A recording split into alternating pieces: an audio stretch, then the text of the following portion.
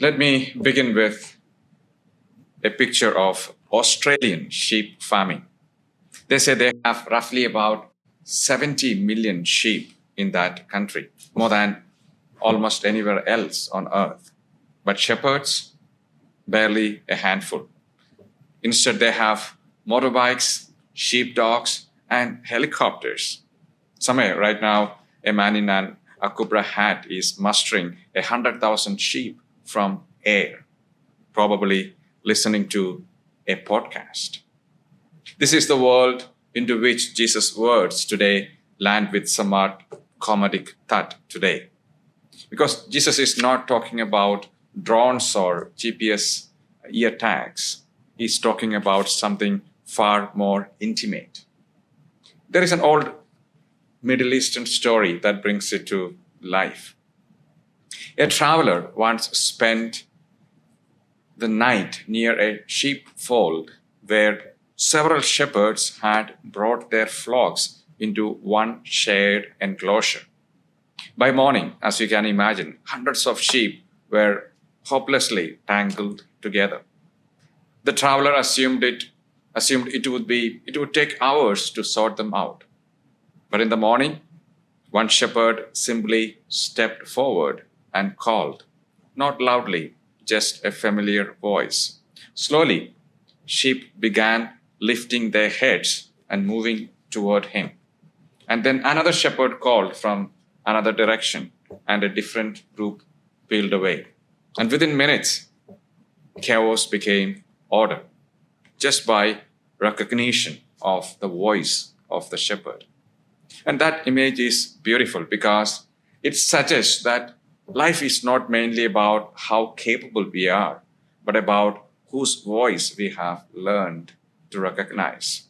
We are not short of voices. Every home has them. There is one calm morning voice of a parent on a good day, saying, "Take your time, we will figure it out." But then there is the other voice, usually around 8:15. We are already late. Where are your shoes? Why is your homework still on the table? And why did this happen again? Same person, but completely different voices. And children, without ever analyzing it, they learn which voice they are actually responding to. One builds trust, the other creates panic. One leads, the other drives. And without realizing it, many of us have become herdsmen rather than shepherds in our own homes, pushing from behind through pressure and urgency, rather than walking ahead through your presence and calm. The sheep in Jesus' time, they did not follow out of fear. They followed out of recognition. And that difference changes everything. If you listen to yesterday's gospel, Jesus says something unexpected. He says, "I am the gate." We think of gates as things that keep people out. But in the ancient world, a shepherd would literally lie across the entrance at night, his own body becoming the barrier. And anything threatening the flock had to come through him first.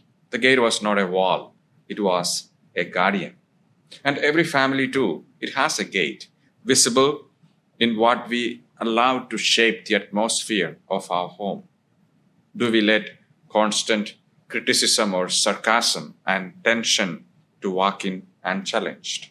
Or do we make a quiet, deliberate choice to protect what happens inside, choosing patience, choosing kindness, even choosing laughter when things go sideways?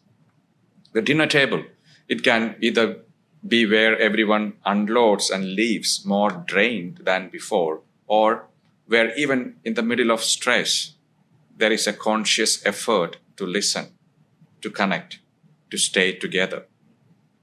That is what it means in a very ordinary way to let Christ be the shepherd, Christ be the gate of your home. The voice and the gate, one calls forward, the other keeps us safe. Both, it turns out, are exactly what every family needs. May God bless your families today. Amen.